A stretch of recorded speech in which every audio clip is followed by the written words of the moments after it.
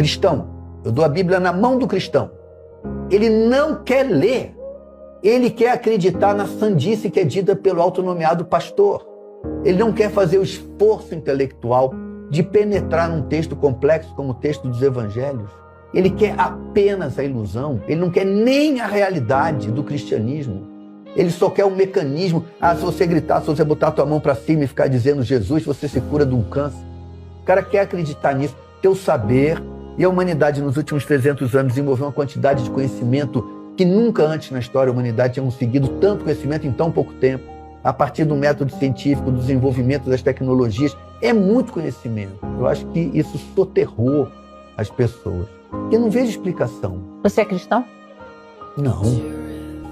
Quer dizer, sou nascido e criado culturalmente dentro do cristianismo. Eu não sou cristão, mas tenho muito mais respeito por Jesus Cristo do que 90% dos cristãos. Mas leu a Bíblia? Li, um livro maravilhoso. Mas não li buscando misticismo, li buscando informação histórica e ter contato com o pensamento de uma pessoa que, no mínimo, merece a nossa atenção, porque em torno dele, coitado, se fundou tudo que a gente vive no Ocidente. Então, quem não lê a Bíblia é um despreparado para a sua contemporaneidade. Então, eu fui ler. E quando encontrei essa tradução, que é uma tradução de muito boa qualidade, feita diretamente do grego, aí li, inclusive, com alegria, porque era um texto agradável de ler. Mas leio sem religião. Isso que você está falando é tão importante porque existe, de fato, algo que, inclusive, está na Bíblia, que a Bíblia diz. Virão muitos em meu nome e enganarão a muito. Cristo disse isso. Ele disse isso. Cristo diz, virão muitos em meu nome e enganarão a muito.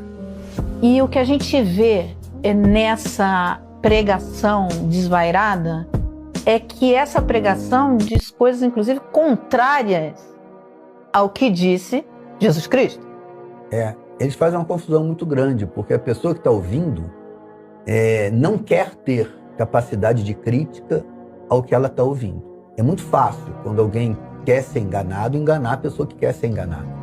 Agora, a razão primeira desse desejo de viver uma ilusão é misteriosa. Eu suponho que ela tem a ver com a compreensão da finitude. Porque se você estudar, você vai saber que você morre. Agora, se você não estudar, você talvez possa se iludir de que você é imortal. Talvez a gente seja imortal, mas o estudo não diz isso. O que nós sabemos diz que a gente termina. Então, talvez a gente não termine, mas...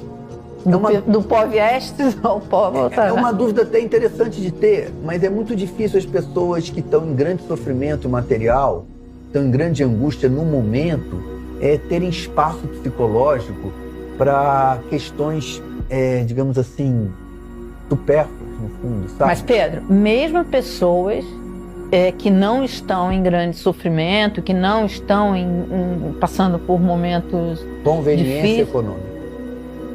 Conveniência econômica. A religião é o maior negócio que a humanidade jamais inventou. Então eu acho que existe uma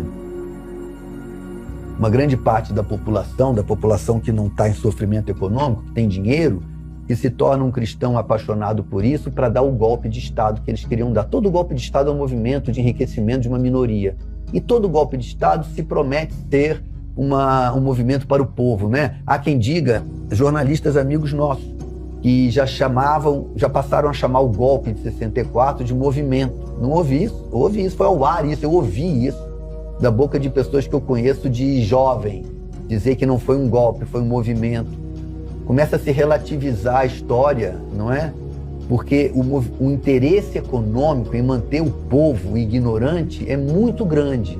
É muito grande. Se você pagar um salário mínimo a alguém, a pessoa tem que estar muito desprovida de conhecimento. Tem que estar muito refém daquele emprego que é o único que ela pode ter.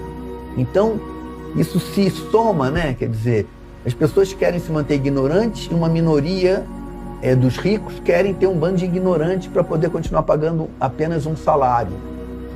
É duro lidar numa sociedade culturalmente em que o saber foi distribuído de uma maneira justa. É mais difícil você manter a desigualdade econômica.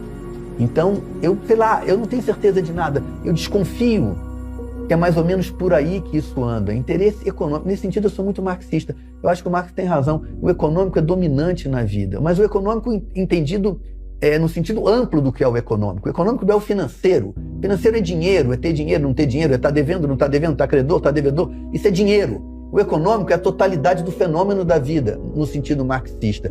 Tudo que se passa é uma economia, poderia-se dizer, é uma relação do homem com o ambiente natural e com os outros homens. E tirar disso um proveito para si. Uma inspiração de compreensão sobre este terrível momento. Qual é o mundo que estamos vivendo, Pedro? É difícil até definir, mas é um mundo de definição despudorada, né, do autoritarismo e da mediocridade no poder. Como se a mediocridade na gente não suportasse mais as demandas tão exigentes do saber e se rebelasse contra o saber e falasse, não, pera lá, a espontaneidade é que vai ficar no poder e não o saber.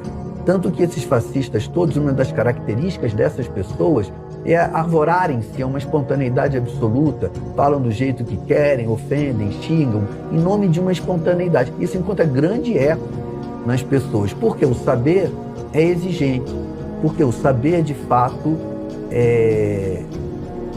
nos torna inevitavelmente conscientes da nossa finitude. E isso é bastante incômodo.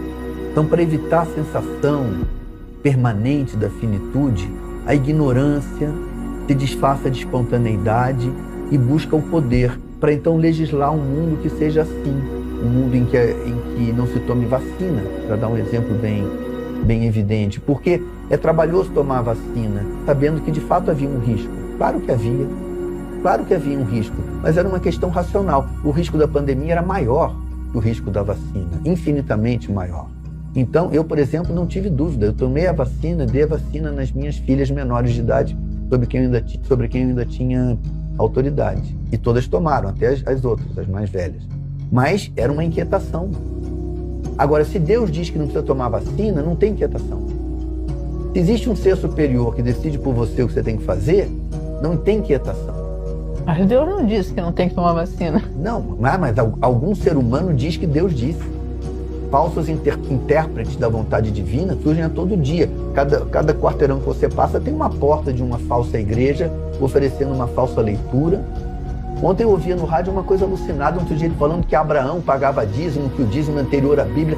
Uma conversa sem pé nem cabeça, mas que para a pessoa que não quer conhecer... Eu faço muita experiência. Para muitos cristãos eu dou uma tradução da Bíblia do professor Frederico Lourenço, que eu adoro, que tem umas explicações sobre itens da tradução que terminam por ser extremamente elucidativas das circunstâncias em que certas passagens do Evangelho se deram. Nenhum deles lê.